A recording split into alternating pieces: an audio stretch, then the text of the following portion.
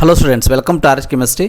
So KE ಅವರ ಕಡೆಯಿಂದ ಒಂದು ಇಂಪಾರ್ಟೆಂಟ್ ಅಪ್ಡೇಟ್ ಏನಂತಂದರೆ, ಸೊ ಡಾಕ್ಯುಮೆಂಟ್ ವೆರಿಫಿಕೇಷನ್ ನೀಟ್ ವಿದ್ಯಾರ್ಥಿಗಳು ಅಂದರೆ ಯಾರ್ಯಾರು ಸಿ ಇ ಟಿ ಎಕ್ಸಾಮಿನೇಷನ್ನ ಬರೆದುಬಿಟ್ಟು ಡಾಕ್ಯುಮೆಂಟ್ ವೆರಿಫಿಕೇಷನನ್ನು ಮಾಡಿಕೊಂಡಿಲ್ಲ, ಪ್ಲಸ್ ಯಾರ್ಯಾರು ಹೊಸದಾಗಿ ನೀಟ್ ರಿಜಿಸ್ಟ್ರೇಷನನ್ನು ಮಾಡ್ಕೊಂಡಿದ್ದೀರಿ ಇವೆಲ್ಲ ವಿದ್ಯಾರ್ಥಿಗಳಿಗೆ ಸೊ ಡಾಕ್ಯುಮೆಂಟ್ ವೆರಿಫಿಕೇಷನ್ ಯಾವಾಗ ಇರ್ತದೆ ಅನ್ನೋದ್ರ ಬಗ್ಗೆ ಒಂದು ಸ್ಮಾಲ್ ಇನ್ಫಾರ್ಮೇಷನನ್ನು ಕೊಟ್ಟಿದ್ದಾರೆ.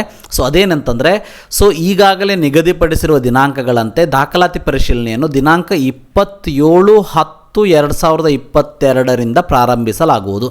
ಅಂದರೆ ನಿಮ್ಮ ಒಂದು ದಾಖಲಾತಿ ಪರಿಶೀಲನೆ ಅಂದರೆ ಡಾಕ್ಯುಮೆಂಟ್ ವೆರಿಫಿಕೇಷನ್ ಏನಿದೆ ಅದು 27 ಸ್ಟಾರ್ಟ್ ಆಗ್ತದೆ.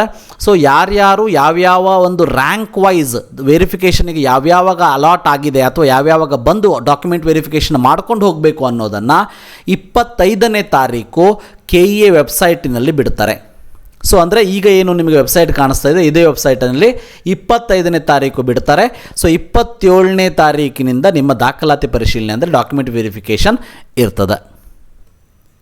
ನಿಮಗೆಲ್ಲ ಗೊತ್ತಿರೋ ಹಾಗೆ ಸರ್ವರ್ಗಳು ಡೌನ್ ಆಗಿರೋದ್ರಿಂದ ಆನ್ಲೈನ್ ಅಂದರೆ ರಿಜಿಸ್ಟ್ರೇಷನ್ ಮಾಡ್ಕೊಳ್ಳೋದಕ್ಕೆ ಮತ್ತು ಫೀಸನ್ನು ಪೇ ಮಾಡೋದಕ್ಕೆ 23ನೇ ತಾರೀಕಿನವರೆಗೆ ಟೈಮನ್ನು ಕೊಡಲಾಗಿದೆ. ಆನ್ಲೈನ್ ಮೂಲಕ ಅರ್ಜಿಯನ್ನು ಸಲ್ಲಿಸೋದಕ್ಕೆ 25ನೇ ತಾರೀಕಿನವರೆಗೂ ಟೈಮನ್ನು ಕೊಡಲಾಗಿದೆ. ಅದಾದಮೇಲೆ ಕನ್ನಡ ಭಾಷಾ ಪರೀಕ್ಷೆ ಗಡಿನಾಡು ಮತ್ತು ಹೊರನಾಡು ಕನ್ನಡಿಗರಿಗೆ 27ನೇ ತಾರೀಕಿದೆ.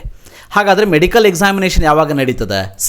ಈ ಒಂದು ಡೇಟ್ ಪ್ರಕಾರ ಮೆಡಿಕಲ್ ಎಕ್ಸಾಮಿನೇಷನ್ ನೀವು ನೋಡ್ಬೋದು. Medical examination to physically disable candidates 8ನೇ ಪಾಯಿಂಟನ್ನು 27 ಮತ್ತು 28 KEದಲ್ಲಿ ನಡೀತದೆ. So medical examination time change ಆಗಿರೋದ್ರ ಬಗ್ಗೆ ಎಲ್ಲೂ ಕೂಡ ಇನ್ಫಾರ್ಮೇಷನ್ ಕೊಟ್ಟಿಲ್ಲ. ಆದ್ದರಿಂದ 27ನೇ ತಾರೀಕೆ ನಡೆಯಬಹುದು ಅಂತ ನನಗೆ ಅನ್ನಿಸ್ತದೆ.